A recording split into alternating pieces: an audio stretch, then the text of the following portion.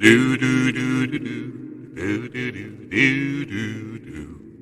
Do do do do do do do do do do. Do do do do do do do do. Do do do do do do. Spiritual sex and candy, yeah. Hello, hello, hello, gorgeous beings. Welcome to Spiritual Sex and Candy, Episode 6. I am Heather, your Shamanic Sweetener, and this is JP Adkins, my co-host, our Freedom Jedi. Hi, Jeff. Hello. It's so nice to see you. And it's So nice to definitely see you. seen. Right, you have to do the so nice to be seen. It has been a week, girl. It has. It's been energetically for me, it's been super crazy. I talked about last week, if you didn't listen, go listen. I talked about like stepping through some portals and doing some energy work. Since then, just crazy energy personally. So like every day things are coming to me and as we call them, downloads and all kind of, yeah. yeah. All the energies. I want to do an episode here within the next couple weeks. I might change next week's actually. I really want to do some energy, talk about energy. Ooh, I think I'm ready for that. I can talk energy. I can talk energy. Jeff's favorite subject. You know, I'm getting a lot more comfortable with it. I understand it. I understand it a lot more. I mean, obviously, this Saturday we're going to be going through some energy work in the workshop. So right. It's the first time I'm really focusing on some of the energy stuff that I do personally.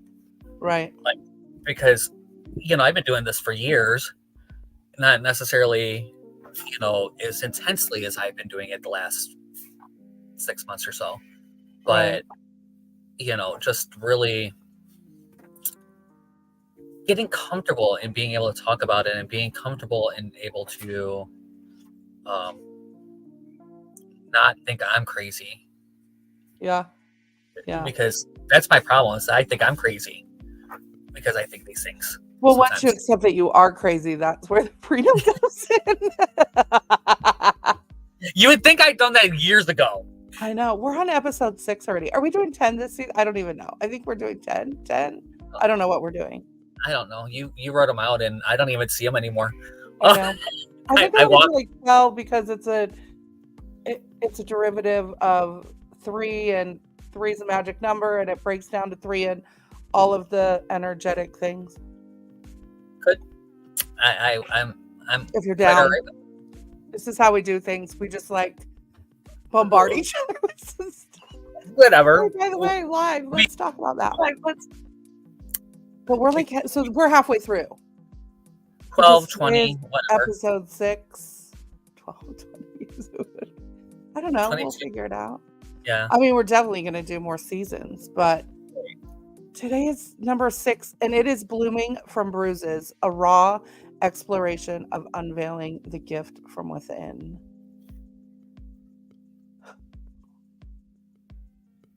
We're going to talk about our own healing paths. Are you ready? See, this is why Jeff doesn't look at these things, because then we get the real raw conversation about it. And to be honest, so to be fair, I do these a week or 2 in advance. So like I've already done next week's. And once I put it on the paper, it's kind of like when I channel a message or I give a reading to someone, I don't remember large bits, like large parts of the reading. Some things might stand out to me, but if you come back and ask me later, like, what did you say in the read? I'm not going to remember it's the same when I'm doing these. So I literally the day, like today at Tuesdays, I prepare all day, kind of like energetic wise to come and do this. And I have to go and look at it and go, what are we talking about today? Typically, I have been going back and looking the day of, and today I was in a whole different category of stuff. So I was like, I will show up and I will be pretty and we'll be okay with that. I used to, but I also used to set. One. I'm the Right. pretty one. Not today. It's all me. Look, we got our new shirts. We got our new shirts. Yes, Go to this is sexandcandy.com and pick yours up today. Oh, we even have a winner. We have a winner that we can announce. We have a winner. Yeah, thank you guys, everyone who went and listened and followed and subscribed and ordered some merch. You know, we haven't even pushed the merch, but we did have sales over the past couple weeks. So I really, really appreciate all of you that did that. And we do have a winner. Do we need like a drum roll? Who's our winner? You tell them. It's Chelsea. My Chelsea. niece, Chelsea. Chelsea won. Chelsea won. She actually asked me last night. I've known for a couple days who won. I thank everyone we thank everyone who participated in our little giveaway. So Chelsea won time with me, time with Jeff. I always do it backwards. Jeff over there, because we're mirrored and I always forget. Yeah, so you have to do the opposite. What you think it's going to be? And you get some things. You get some merch. You get something cool. And I think I know what I want to give her, but I kind of threw it at Heather. That's what I want to get, but we'll see. Heather hasn't approved it yet. So, and Heather is the boss lady. She keeps me going and getting everything done. I'm just learning how to do it so that when I do hand it off, I have an idea of what's happening. And I really want to thank one of our producer, Aruba. She has been doing a fantastic job with some of the back end stuff. Jeff used to handle the back end stuff. Yeah, so he pawned it off on someone. I pawned it off. I delegated. I'm finally able to delegate, and it's like, oh my goodness, I don't know what to do. I made him give it, so he was like, "You go and play with this. I don't really, like it's yours. Go do what you want with it." And then he struggled to like tell me how to do everything and how he would do it. He still does it. Well, that's not how I would do it. And I'm like, would you like to do it? Well, no, I'm not saying it's a bad thing. And I'm like, then quit telling me how you would have done it, because I don't care how you did it. This is how I did it. Exactly. That's how she did it. And there's nothing wrong. And she actually does a really phenomenal job, guys. You guys don't even understand all it takes to put this on and come up with this. And and Heather's just rocking it. Aruba is doing some... Thank you. So yeah, thank you so much for doing all the posting and getting everything set up for us to be able to come and hang out and do this, because I don't know any part of it. So I really greatly appreciate that I don't have to know how to do it. So I appreciate the True Awesome Network, Jeff's network, that allows us to have a platform to do all of these amazing podcasts. And he's got quite a few over there, so you should go check them out. Some of his personal ones. There's just some great things going on over at the True Awesome Network. There is. So we're talking about Blooming from Bruises. Oh my goodness. I know. So you want to hear what our first question is, because you didn't read them today? Mm-hmm. And you know what? I didn't even open up the list either. When did your healing journey really start? Do you have a... So, we all go through these processes at some point. If you're here listening to this, by the way, obviously we are not... Let's do the disclaimer. Let me put that out there. We are 18 and over. You can tell from our name. We talk about spirituality, sex, drugs, rock and roll, all the things. We're 18 and older. So if you don't already discuss these things with your children, you probably don't want to be listening to this any farther from this point on, because we're going to get down and dirty about all the things that no one wants to fucking talk about. And so there's your disclaimer. If you're not 18 or older, or you don't allow your children to listen to things like this, then you probably want to stop now and save us for later. But do come back, because it's always good conversation. Or just put in your earphones. It's okay. Or put your headphones in and have an adult conversation outside of your children, Good maybe. luck. I don't know, you know. Good look at that. I totally understand having the. So the other day, this is a. Yes, I'm avoiding the subject. I know we're gonna get down to it because I know. The other day, I was talking to one of my clients, and I said something facetiously, and forgot that his 8-year-old son was right there, and we were on FaceTime. So, and I was just like what? It was completely inappropriate. Yeah, I'm the friend that you do not put on speaker. Like, you don't put me on speakerphone. Actually, I'm on speakerphone all the time, and I talk on speakerphone all the time, or because I video a lot, and I broke my headset, my like one, my little mic thingy. But yeah, know that you never know what's going to come out of my mouth if we're having a conversation. And that's why we host a show called Spiritual Sex and Candy. Because you never know what's going to come out of our mouths. Yeah. So since Jeff's avoiding this, I will jump in with my healing journey. Mine actually started years and years ago. When I think about how long I've been doing energy work, and I have to give myself more credit because I've actually been doing this for 30 years.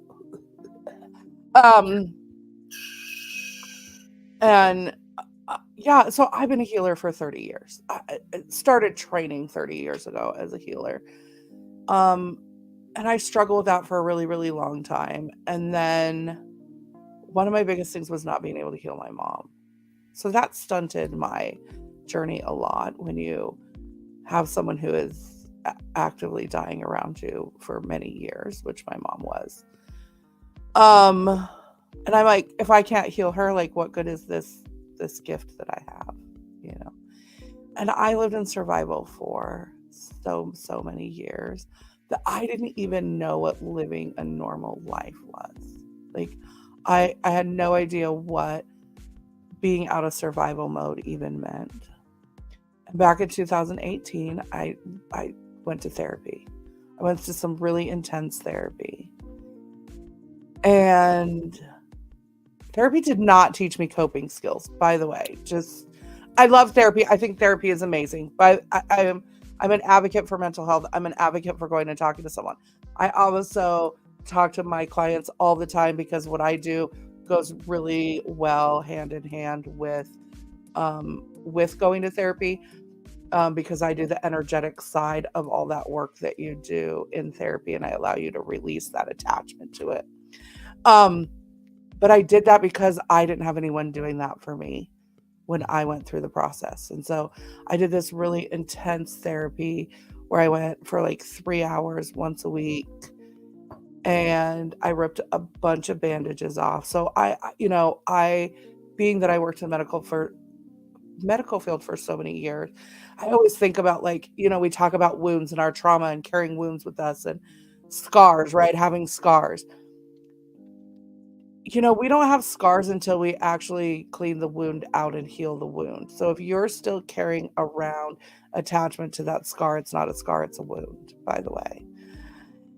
And when I came out of therapy after a year, I went through a group therapy where we did a book and we tracked our addictions. I talked about this in one of our other episodes. And at the end, I felt like I could not hide my trauma anymore. I could not hide what a hot fucking mess I was.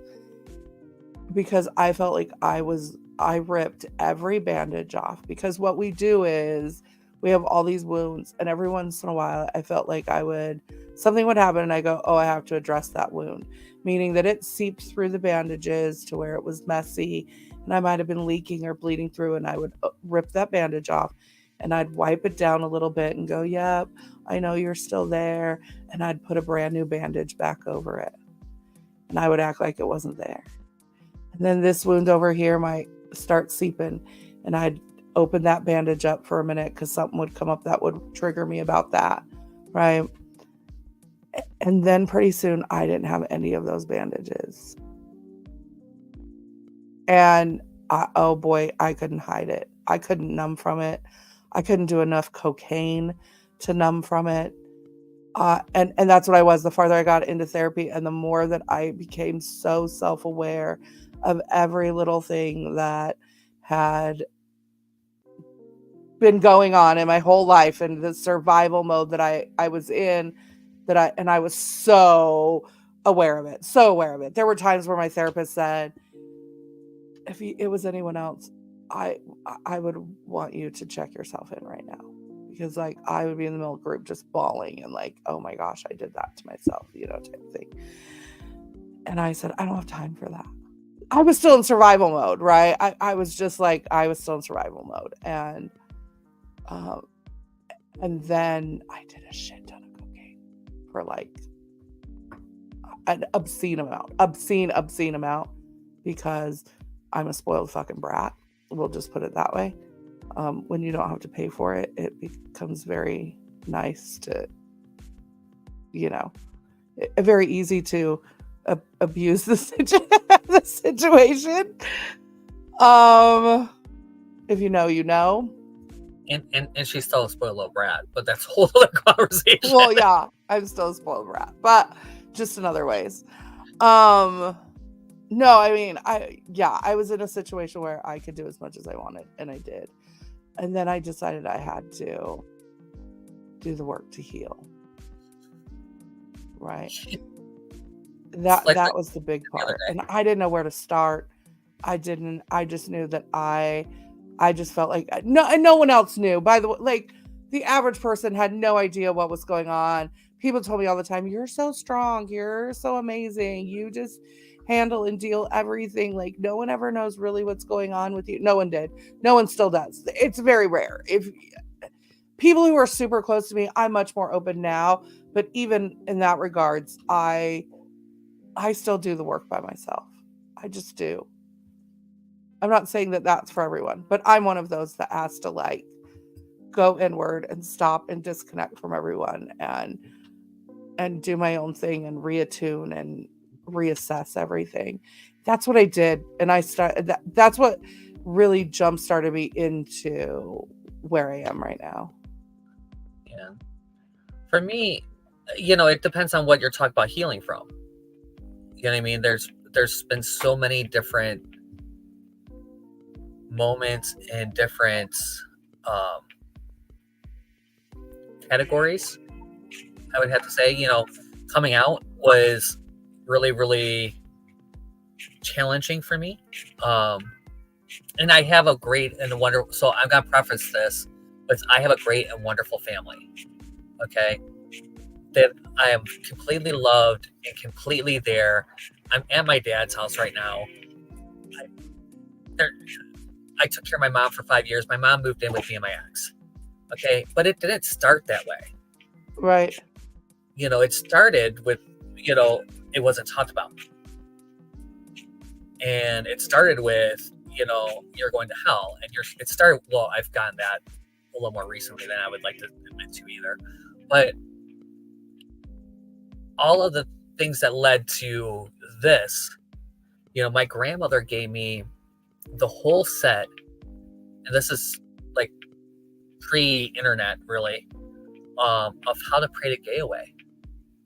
And we're talking, this was one of those big, huge boxes that probably weighed about 60 pounds, with all the DVDs, all the CDs, all the books, and they're not cheap.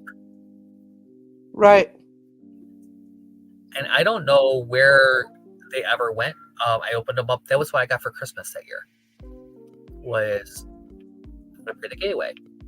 So there's definitely been some things that I've had to heal in my life. When I started doing the energy work to heal things, has been a little bit more recently. Well, even healing in general, like, because mine really started when I moved to Colorado. I mean, I went there with the intention of working on myself and doing, and more things got piled on after I was there, I literally lost, it was that time when I moved there, I literally was divorcing my husband. I separated in a year. I separated with my husband. my dad passed away, and I made all of those decisions, right, for him. I moved to Colorado. I started seeing an ex, which you should never go backwards, always go forward, by the way. They're an ex for a reason. And I found out that he molested my daughter. So then we started that process of getting him arrested and putting him in prison and doing time, which he didn't do enough. And that's a whole nother, I could go down that rabbit hole. We're not going to. And I had a boyfriend / fiance, whatever you want to call it. Because if I would have been divorced, we probably would have done the Vegas wedding that night, just because it was so important to him. I had someone, my boyfriend, die in bed with me. Like, I woke up in the middle of the night and he was gone. That was in a year. Like, it was a little over a year time that all of those things happened. Yeah, it's crazy. Actually, it's weird because you're the second friend I know that has had that happen to them. My friend Julie, growing up, she had somebody that passed away in their sleep at her, in her bed. Yeah. And but it's just, and he was very, very young, very young. They were in our we were in our 20s when that happened. So, and he just had an aneurysm. Yeah. Mine died of a drug overdose, which I was not partaking in, by the way. I was not drugged out at the moment. Later they said, there was some very serious repercussions to, I shouldn't say that. There were rumors after the fact of that I was being investigated for his death, and like there was some pretty nasty things that happened around that. Yeah. And then my kid decided to go live with her dad. Like, so that happened, and then my kid's like, I want to go live with my dad and teach him how to be a dad. That's what she said to me. She was like 15. And I was like, okay. Right. Well, that's not your job, but if that's what you need to do. Yeah, so she went. Right. It was just all these things. It was a crazy couple of years. And then it just progressed. It just snowballed from there. Then it was court proceedings, and I never had time. I didn't, I didn't have time to even really think about myself. And I was so sick. I was physically so sick. Like, if you look up things that can happen to someone, like symptom wise for stress, I have endured them. I've endured every one of them physically. I've been really lucky in that respect. Like, when I was at my most stress, I did drugs. So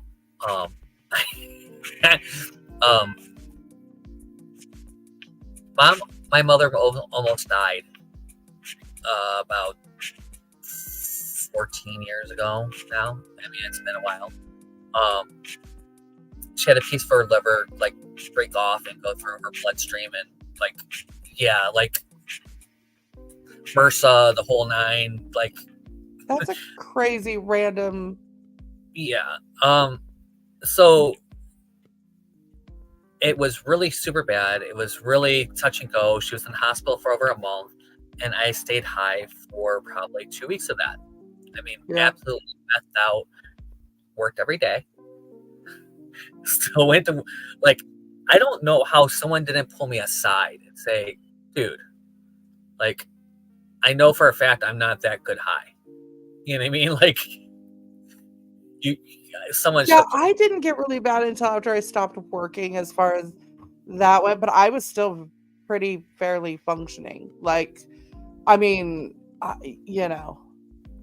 Yeah, so and I felt like I was losing it, like I said, but it had nothing to do with the drugs, and more of mentally what I had unleashed. Like, because I just, like, I just ripped every bandage off and went, okay. Because I don't do anything half-assed, you guys, obviously. Like, it's all in. If I'm doing it, it's all in. And I'm like, oh, I'm going to heal now. Like, and my daughter had graduated high school. So, like, at this point, it was like, I have raised her. She's an adult to some degree. Legally, she's an adult. And now it really is time for me. I know so many women that when their kids, you know, they say it's empty nest, you know, the empty nesters or whatever the case may be. But I think it's really that you get to a point where you go, okay, now what's next? Because I didn't think about my life past, like, my daughter graduating high school, those types of things. Because my mom died at 44. So, like, I never thought about my life at this point. Those people that I thought my life would be, like, I never even thought about that. Yeah, I don't know. When it comes to healing, though, I had the nervous breakdown and I came home. When I was in Philadelphia. That was when I was in Philadelphia. That was my first nervous breakdown. I've had two. And that was really crazy. And then I had the one, my brother died. My mom went to the hospital. This is when I was taking care of her. This is like 6 months after I kicked my ex out. And he was still sending me messages on how I was everything but a white boy, how I was evil, and how I was going to Al-Anon to deal with that whole mess. And then my dog died. And I was like, that was it. That was the kicker.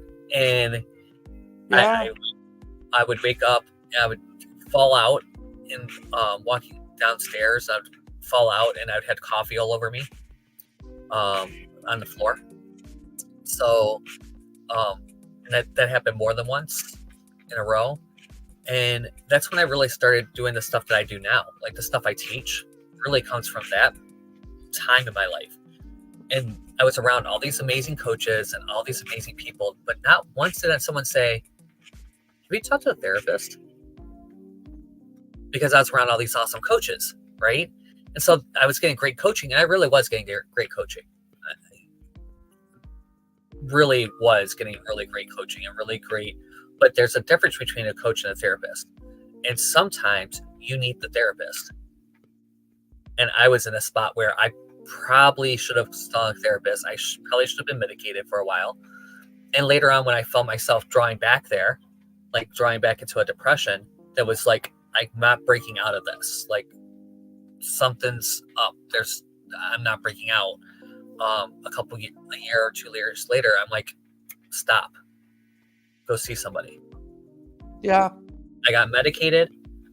I was medicated for about 9 months to the point where I was like, okay, I'm okay. And then, I'm through the section. I've gotten some skills back to myself because what happens with me is that I forget myself.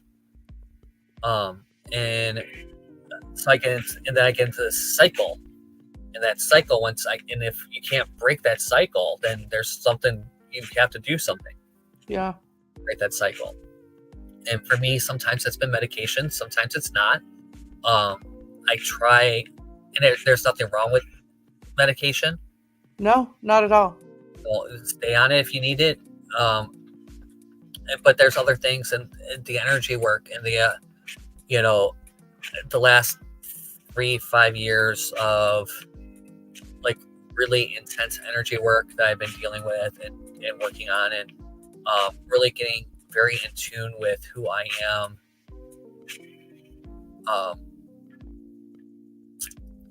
What level? Like really at the core, what I believe I am at my core, and really understanding that on a level of knowing. Like you can't tell me that I'm not. It's not a guess. Oh yeah. And there's a difference. Like I know, like you can't tell me I'm not a guy. I'm not a boy, right? Right. I'm a man. I'm there. I understand that, right? I know that. It's a knowing. Okay. I'm also a divine space. And that's a knowing. I'm connected to all. That's a knowing. Yeah. You know what I mean? In such a different way than I've ever, and I don't think I've ever talked about this like this way. So thank you. Especially because we're going to be talking about it on Saturday. But it's such a knowing. I know who I am at my core. I know what that means. Like without all the labels that everything puts. I'm a gay boy. I can go through a list of labels, right? But at the core, I'm a divine space. And it's taken me a long time to get to that space. It's taken me a long time to get to a space where not only can I be that divine space and be that and be in my body and be in that divine space and understand the energy well enough that I can share that energy, which is new, and it's really interesting. It's really wonderful. It's really wild, and sometimes I'm really comfortable with it, and sometimes and it's really hard for me. I can do it much easier than I could talk about it, right? Yeah. Like talking about it, I'm like, it sounds crazy to me. Some of the things I did a past life regression with around my ex, and did a cord cutting, and I call it my exorcism because he was literally sitting over my shoulder screaming at people to get away from me, and having this like really bad time, and and I know this happened, like on a different plane in a different world that didn't is so hard for me to talk about and explain. And there's like, I've been waiting for this for a while. But yeah, it's such a different place to come from, and a different place to really understand. And when you start getting there, it's so much. You're truly connecting with yourself. Yeah, that's if you hang out with me long enough, that's what happens. You start to really like, because that's what I do. It's so important to really connect with who you are, and we talk about purpose and all of these different things throughout our messaging.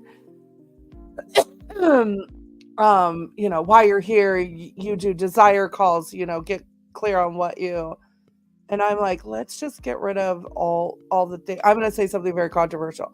In the idea of being more individualized, we have labeled, we have even more labels today than we ever did before. And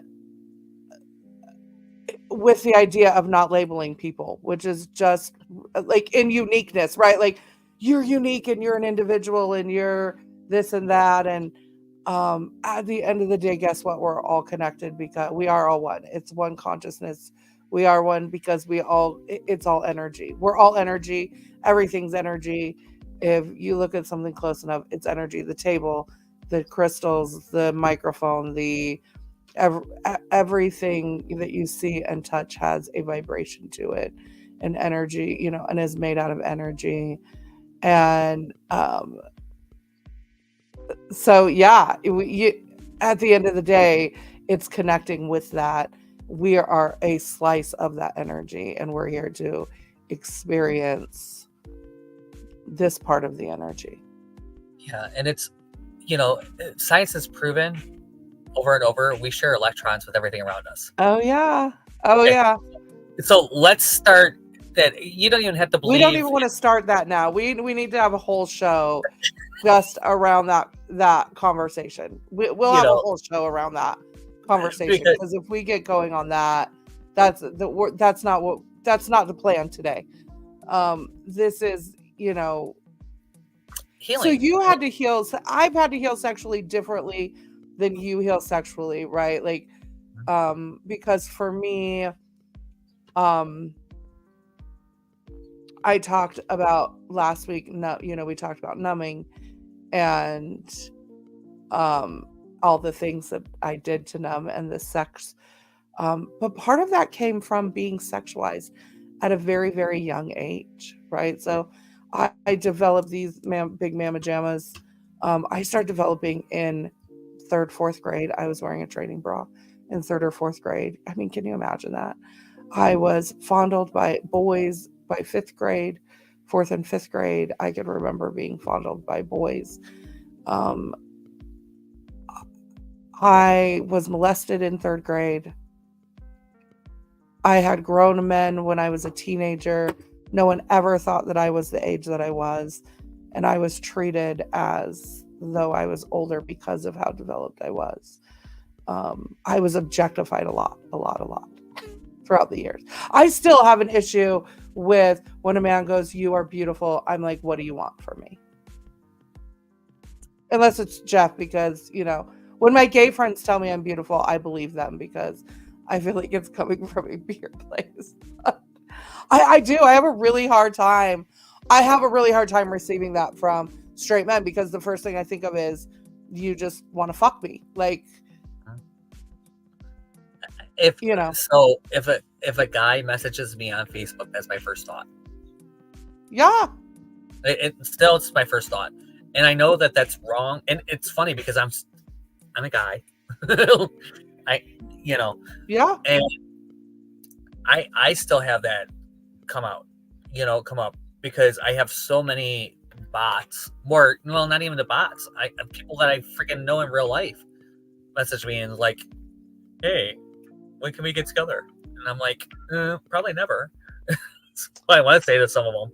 Well, yeah, that's part of where that's where I started to flip my energy when it came to having casual sex with men, because at the beginning it made me feel that's all it was worth, right? Like, so it was like, oh yeah, I'm good to be the mistress because I don't really want you to, like, no, I don't want you to leave your wife. So like there's that part, but then it was like I got to a point where I'm like, am I even worth being with someone? Yeah, a couple of weeks ago I did a song in karaoke. It made me start crying. Right. Because the line in the song is, "I need to know that I am worth more than just a night." Yeah. And even still, saying that line out loud is still like, oh, there's some stuff there. Yeah. And speaking of exes, but I went to lunch with an ex today, and and it was very platonic. It wasn't anything like that was going to lead anywhere. Right, it was just, but it was still, yeah. But even thinking about that, because the ex that I was with for 7 years, we didn't have sex for 5 years. So having to deal with, I was hypersexual before him, to nothing, to going back and while we were together is when Grindr and all the apps came out. So yes, there were sites before that, but it wasn't not Grindr. readily available. Like, yeah. I mean, it was, but not like it is now. Like, smartphones came out while we were dating, like, really became popular. So I remember switching from, I was pissed because they took away my keyboard, because I like a QWERTY keyboard. Like, right now, if they put one out that was halfway decent and actually was a decent phone, because the last two that they put out were lousy ass phones and everything else sucked on it, I would buy one, because I programmed a whole fucking website in that with that, because I'm just better with that than I am with the keyboards. But so I had to deal with that sexually, like, and the funny thing is, the first 3 guys I hooked up with, I'm still friends with. After we, like, literally, I dated one of them kind of sort of ish. Once a date me really bad. And the other one was always a throwaway. He was too young. I'm just going to say he was too young. I thought he was 18. He wasn't. He was I've 17. had a young one before. Yeah, he was 17 and I was 30 something, 38. So yeah. My difference wasn't far off from that. I was 35 and he was 19. Though I have to say we were I actually messed around with him quite a bit over the years, for several years, off and on. Like he was one of those always that I could go, hey, what you doing? I can right now. As a matter of fact, he was messaging me last night, mad because I haven't been out there. He became a really good friend, and he now is married. I was at his wedding. I'm one of the approved fuck buddies for both of them. Like, I can walk in right now. I would, if I didn't have the dogs, I can live there. But Rupert, every time he walks in, the first thing he does is he pees on the couch. Doesn't do that anywhere else, but just for some reason. Yeah. He's just marking his territory. So, there's been a lot of stuff sexually I've hit. And you were talking about being, very early sexualized. I had full out sex by the time I was 8. Man and a woman. So you were 8? Yeah. So I totally understand. Yeah. That whole well, and then I waited till I was 21 to actually have sex. So like I was molested, I was groped, I was, things as I was growing up. Like I don't even think my parents knew, to be honest. I don't think I really ever I never told them when I was younger because I was afraid of what my dad would do. And as a little girl at 8, 9 years old, the wrath of my dad, not that he would have been mad at me, but he would have been mad. And I would have thought it was at me and that I did something, I'm sure. I just never said anything. And then I had and then when I was of the age where I probably would have been, which would have been 15, 16, in that time, I had so much other stuff going on by then that I was like, and everyone I knew was having kids, that I was like, I'm not adding anything more to that. My mom actually said to me when I was like 15, or no, I was like 19. Like I said, my best friend had a kid. Like several of my friends had kids. It was nothing for me to go pick up you and your kid. If I invited you to go do something, you had a kid, I assumed your kids were coming with. Like there was no, I was not the friend that was like, are you going to get a sitter so that we could go? I was not that friend. I was like, if you had a kid and I wanted you to go do something, I assumed the kid was coming with. You know what I mean? But I remember sitting with my mom one time and I was like 19 and she said, I'm kind of surprised that you don't have a kid yet. I figured you would have a kid by now. And I remember being like offended by that almost. You know what I mean? I was like, because my mom was 17 when she had my sister. So let me just throw that out there. Right. And I was the social one. I was the one that, had a bunch of friends and knew a bunch of people and stuff. And I said, well, the last thing we need is to add a baby into this mix. You know what I mean? Because at that point, like, I was going to massage therapy school. My mom was back and forth with treatments, and because my mom she would like get treatment, go into remission because hers was in her bone marrow. So then she would come back and test good. And then 6 months later, she'd be out of remission again and doing so, so there was periods of time where she wasn't actually actively doing treatment, but it was inevitable that treatments were going to come again. And that was like my whole life, from 8 years old to 23. That was what life was like. Yeah.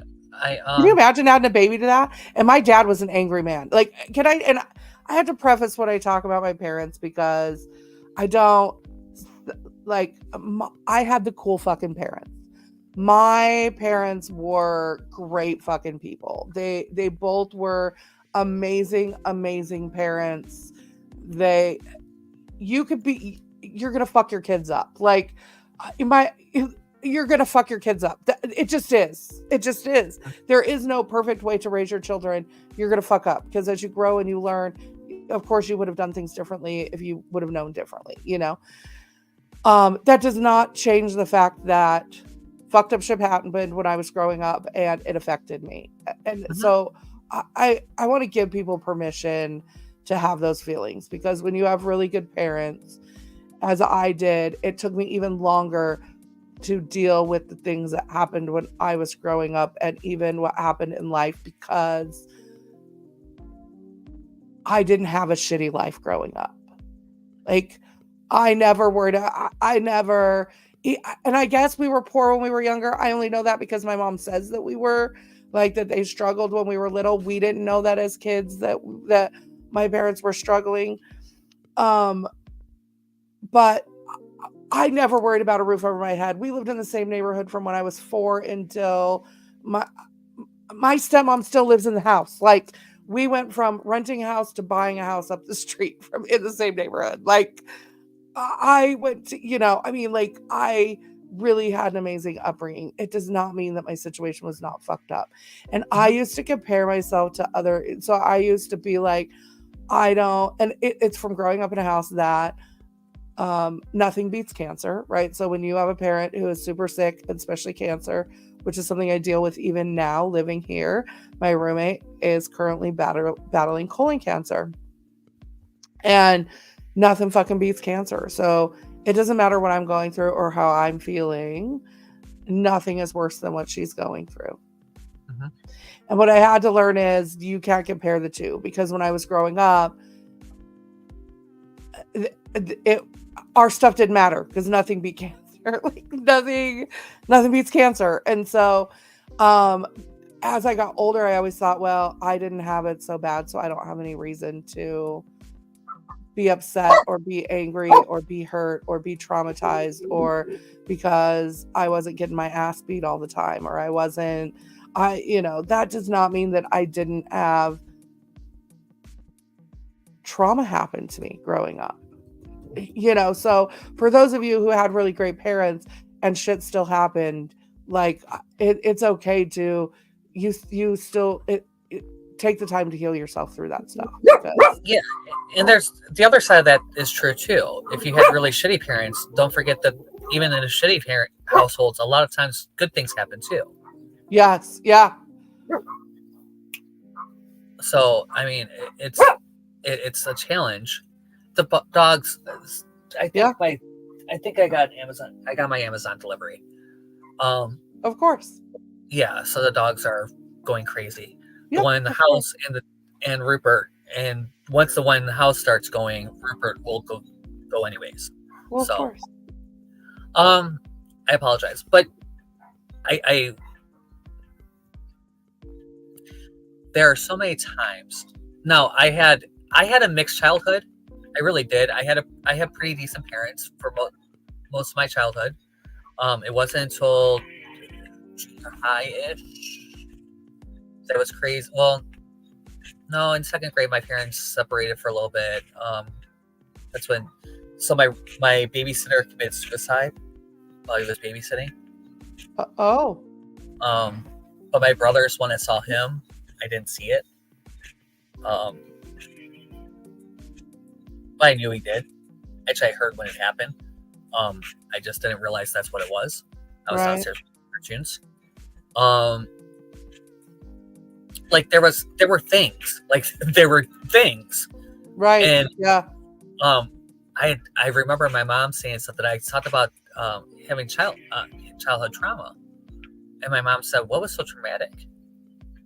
And I'm like, "Do you really want to go here?" Like, I had a good childhood. I have a great family. I really do. I have a loving family. I have a very close. So, but there were things, and I was the only one that lived through most of them, or all of them. Right. Maybe not most, but all. Yeah. As my other siblings, you know, I'm a blended family. I come from a blended family. He had 2. She had to, they had to. So, I'm my mother's oldest, but I'm now third in line. Right. Okay. And then, there's been all kinds of, and there has always been this like dichotomy of me and Rachel in a lot of ways. Like, I've always supported my mom more. She supports her dad more, which makes more sense. Like, it makes perfect sense when you look at it, but Right. but we're the two oldest, depending which, and sometimes it has been a struggle with who's the one in charge, and sometimes with some things, and that's why she takes care of dad. I take care of mom's stuff. Like, Right. still goes this way. Yeah, so I'm the youngest, but I like when it came to my dad, it was more because I just knew the language. I spoke the language. So my sister goes, well, you could put me in charge, but I'm just going to refer to you anyway of what you think is best to do because this is your wheelhouse. And I'm super blessed that my stepmom allowed me to honor him in what he wanted, knowing that it was too hard for her to make those decisions. And I have no regrets in that, by the way. Like, I really, that is something that I don't get the fighting over things. I just don't get all of that. My grandpa's like 95. He still lives in his own house. He exercises 45 minutes every day, or at least he did a couple years ago. I'm sure he still exercises in some way every day. He's probably fitter than all of us. And, I'm sure we're going to get something, my uncle goes, well, don't worry, when he dies, you're going to get some money. And I go, I don't even care about that. I want to know what's going to happen to the hand painted Pyrax that my grandma did, and, hutches that my grandma hand painted, and things that my grandfather made because he did beautiful woodworking. Like, I want the lamps. I want to have some place that I could take the lamps that have hand carved owls that my grandfather made, and not when there was rotary tools. Yeah, I always said that I would. My dad did a painting, and if there's anything I want of my dad's stuff, it would be that. But even that is like, if someone else said, hey, I'm going to get that, or, as a matter of fact, I think it got destroyed in a flood. So I don't even think that's available. There's nothing that either one of my parents have that I want, like, that I'd fight over. I didn't have anything. Like, I have one of my dad's motorcycles. My sister was supposed to get one of the other ones. I don't know what happened to it. It could still be at my stepmom's. I don't know whatever happened to the other motorcycle that my sister was supposed to get. But I have my dad's original 73 Sportster, and because it was a joke, really. But he always said, well, if I had a boy, I'd give it, I was saving it for my son. He had two girls, Right. My sister and I. He's like, I'm saving it for my son. And I'm like, well, But, it's so, and I've had to deal with a lot of the, hey, Tina is here. Hi, Tina. Hey. So beautiful.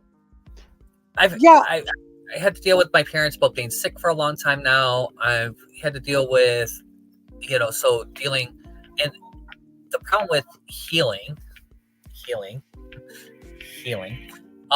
is that you're never healed. It's never just done. It's never done.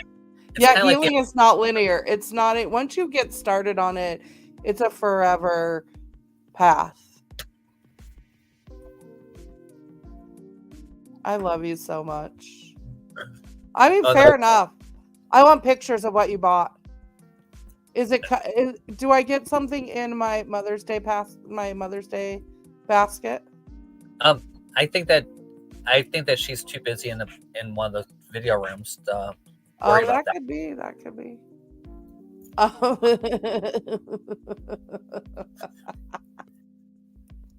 and everyone's healing journey is unique to themselves and how they deal with it. Coming out of survival mode is not easy. And it is very easy to step back in that role. So that's one of those things that I had to learn to do, which was super hard. And I still have to, I still catch myself a lot of the times. I think healing is, of course, it's a forever journey. I do think it gets easier, though. I think the more self-aware that you become, you start to understand because you can transition quicker. It's like, okay, I'm not carrying that stuff with me anymore. And so when things come up, it's like easier to go, let stuff go and go, oh, okay, that's coming up for me. Because you realize this isn't what you're actually at. Yeah. Okay. So, I probably have talked about this on the show even. I publish a book. I get my new book in. It was amazing. I was so excited, and I happened to be on the phone with my mom. And my mom and dad, my dad has been trying to talk to my mom, and my mom hadn't been answering because she hasn't been feeling good. And I was in the house, and my dad was up, and I said, "Oh, this is my new book." And I opened it up because I was in the house when it came in, and he said, "Oh, let me see it," and then handed it back to me without saying anything. Like, no good job, no, oh, that's cool, no, like, acknowledgement that he's holding my book in his hand. Like, and I took that to mean he didn't care. Yeah. Your internal, right. What are you telling yourself? Brene Brown says that, and I love that. Like, her and her husband, that's how they communicate. So this is what I was telling myself in that moment, right? Like, yeah, what's the story that you started to tell yourself in that moment? Right. And he's not proud of me. Yeah, and and I'm not good enough. I'm not, and there's other instances that, so it piles onto another instance. And so that comes up because that came up. I was like 12 when we built the dormer on our house. And I was like, at that point, I was more interested in some of the things. Yeah. And we were building this, and what I really didn't want is to go up and down the stairs 50 million times. So I said, well, let me just I'll cut the wood, and I'll cut. And my dad's like, no, that's too dangerous to use a table saw. I'm 12 at this point. I'm not a little kid at this point. I'm 10, 12, old enough to be taught how to use a saw properly. Right. And he said no to me. Not even 15 minutes later, he's taking my little brother and showing him. He's 2.5 years younger than I am. And at this point was still smaller than me. So it wasn't even that he looked bigger. Right. Right? Because that didn't happen until like 15, 16. So, it was always, I just wasn't good enough for my dad. I'm not manly enough for my dad. I'm not, I'm gay. So, and this is before I realized I'm gay. And then that added a whole nother compound mess to that whole mess. So, yeah, definitely, but it was a lot easier to see this is what happened. Oh, that's what happened, Ma. It took me 2 days. I'm not going to lie to you. It took me 2 days of like, oh my God, I'm hurt. Especially because I'm here, Yeah. So I'm in the space, and I'm like, and then it was honoring how you feel in that moment. Yeah. That's a huge thing about healing too, is being able to recognize, like, now I go, this upsets me. And in the moment, I might not be able to know why, but then very shortly after that, when I react in a not so great way to something, I don't know how else to do, because I am neurospicy, I have meltdowns, it happens. I can usually now feel them coming though, where it's like, oh, this is, and not that I can control it, by the way, but I know that it's not going to happen. but then I can step back and go, what is that trigger in me? What is that? You always know what message is strong when my nose starts to itch. So I was going to say. Yeah. Yeah, like, and my roommate and I were talking about that earlier because her mom is starting to have memory issues, right? My little Polish mama is starting to have memory issues. And my friend has what she so lovingly is calling chemo brain. No, it started before that, but we're not going to go there. But I will have full-fledged conversations with them, and then they don't remember the conversation.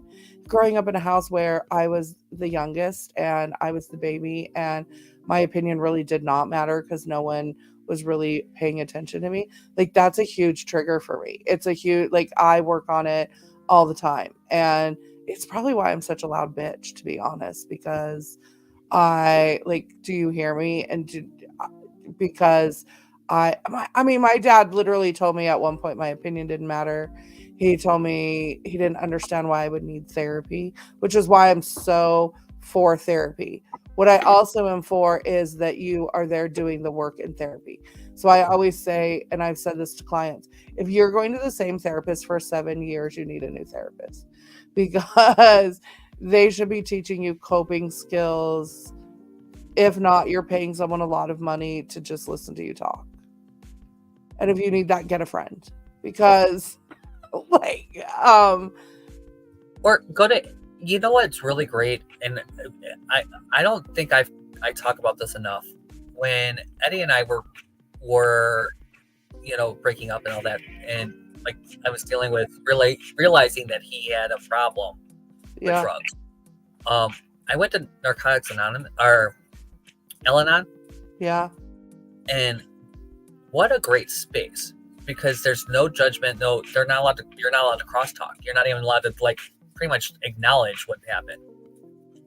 Just to sit and observe and listen to someone else's experience. Yeah. And witness. And then later when I started doing heart circles, being able to have that space where you're not judged. It's nothing that you say that, and no one's gonna try to coach you around it and talk to you with it.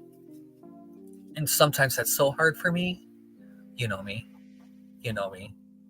Like, I want to say something, and having that, not being able to say something and not be able to even, but it really helped me, because it just allows you to let it out. You don't necessarily you don't always need coaching or advice, or even, you just need to have someone hear it. That's video journaling. I'm telling you, I'm such an advocate for it. I think it's amazing tool.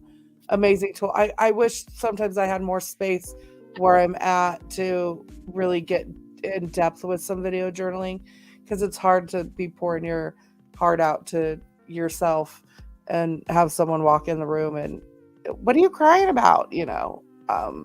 Or truly being vulnerable with yourself, because it makes you a real person. I've lived through so many things and done so many things in my life and gone through some shit that will continue to unfold through our amazing podcast here and this platform, because we're at our time limit.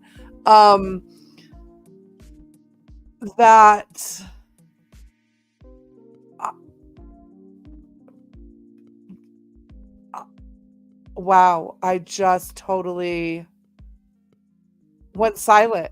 All of a sudden, everything was silent. I've been through so many experiences that people go, oh, you've lived such an interesting life. And I think that's what you want to call it, because it was so surreal for me for such a long time that I didn't even identify with that person. I'm like, there's parts of me that people have no idea. There's still, I feel that. I mean, no one can fully know you, by the way. I mean, that it's never going to happen. Because no one is going to have the perception of what happened the way that you have that perception. We talk about that all the time with siblings. We talk about the difference between you and your sister, and the difference between me and my siblings. Yeah. again, one of the biggest problems I have is that my siblings got to leave. Like Right. they all saw their parents, and Yeah. the little ones were too young. Right. You know, Right. I mean, they're I like, always say my parents stayed together, and when my mom passed away, my parents had been together for 25 years. And my dad was like, "Oh, I say after my mom was passed away, and it was a whole thing.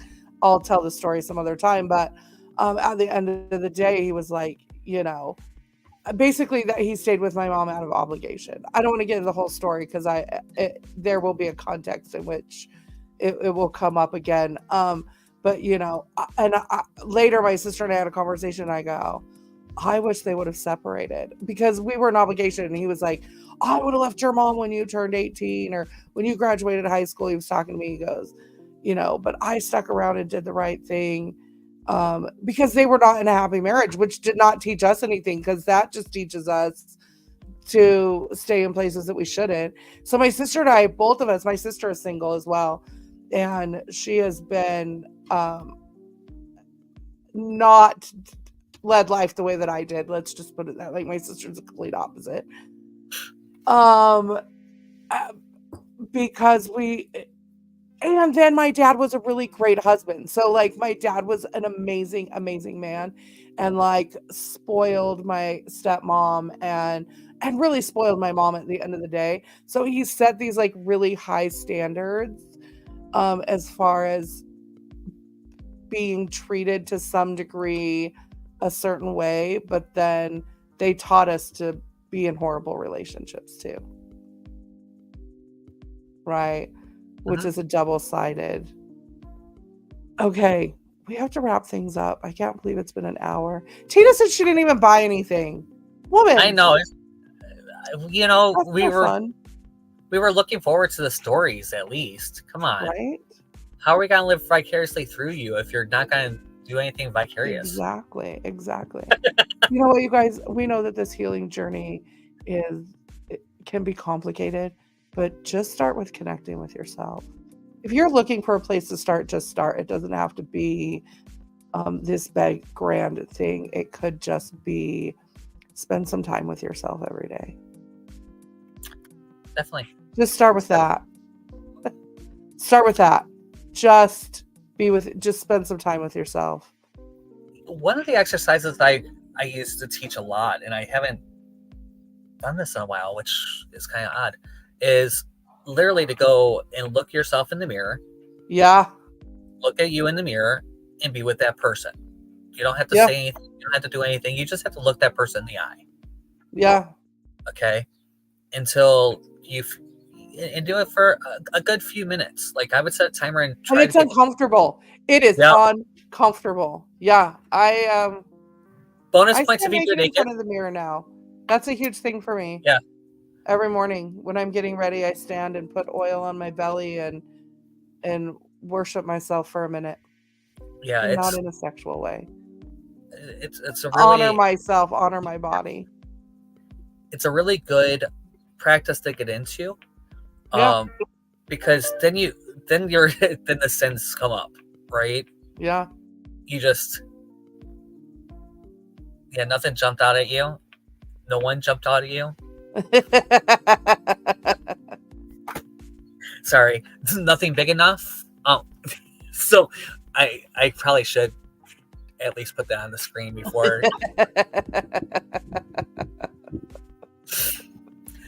Tina is a really good friend of Heather's, and we've gotten to know each other pretty well. So She's when one of the besties, yeah. I tease her a little bit because I feel like I know her well enough to be able to do that. What do you have going on, Jeff? We moved the workshop, the Unlock Your True Awesome Life Tantric workshop this weekend. It is this Saturday at 11. You want to get that ticket today, so go to trueawesomelife.com so you can get your awesome plan. It comes we're going to actually go over the awesome plan a little bit. You want to make sure that you get this early so you can get your awesome plan in time. And really, I am working on just getting this RV done so I'm ready to go as I'm supposed to. when I'm supposed to.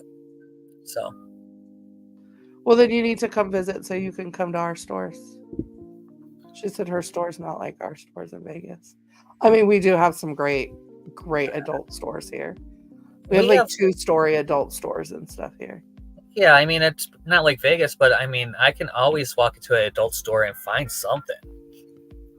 Well, I mean, yeah.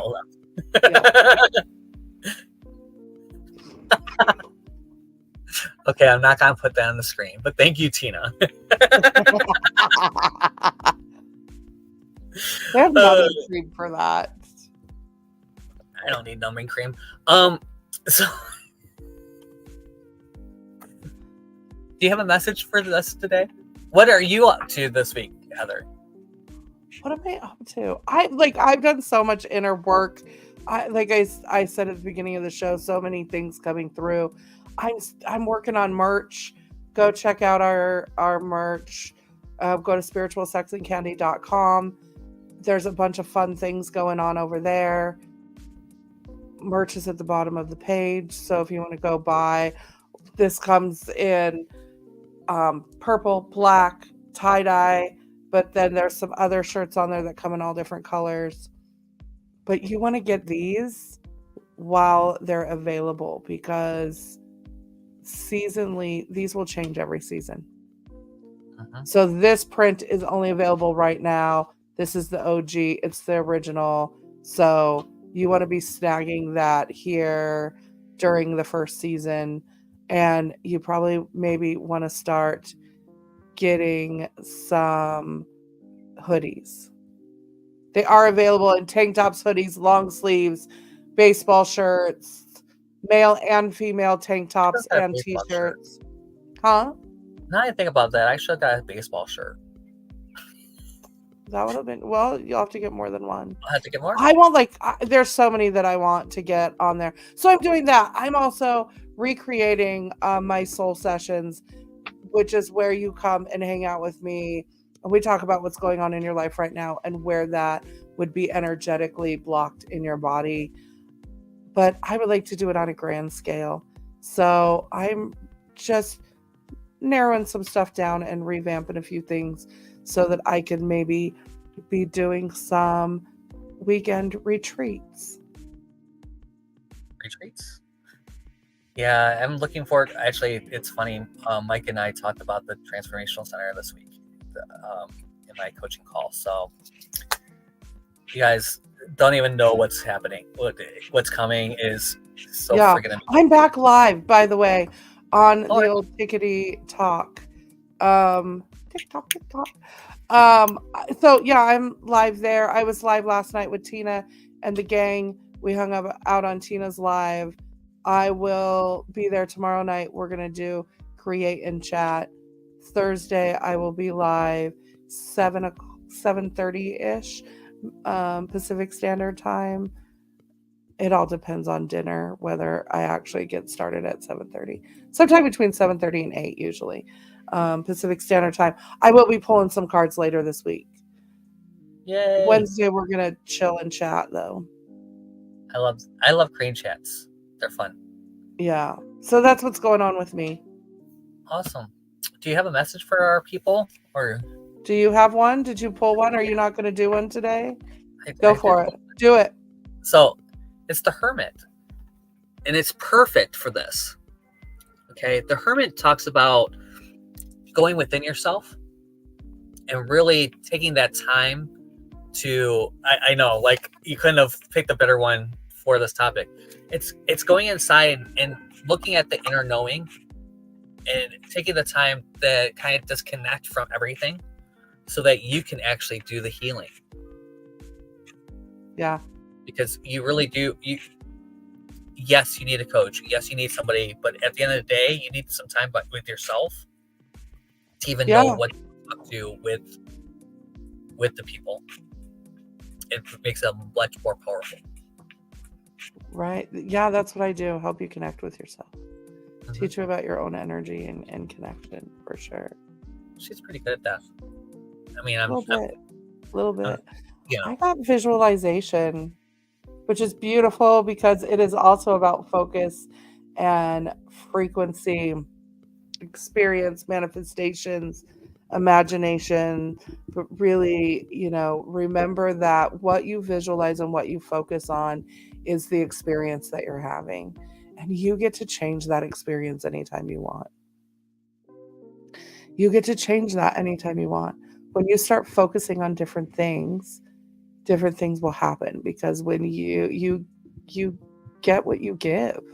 So if you're focusing on all the negative things that are going on in your life, then guess what? Those are the things that you're going to notice. So if you can imagine it, it can happen. So make sure that you're focusing on the positive things and change your experience. It's time. It's time for you to change your experience. I agree. Yeah. Thank you guys all for coming and hanging out with us for our 6th podcast. I can't believe we've done 6 already. I know, it doesn't feel like that. It's no, like it just blows me away. We just started. Yeah. Only so many things. Merch. First contest winner. Of course, we will be doing other contests throughout time. So always be paying attention. You never know what we're going to do. Go check us out. I love you. Have a great day.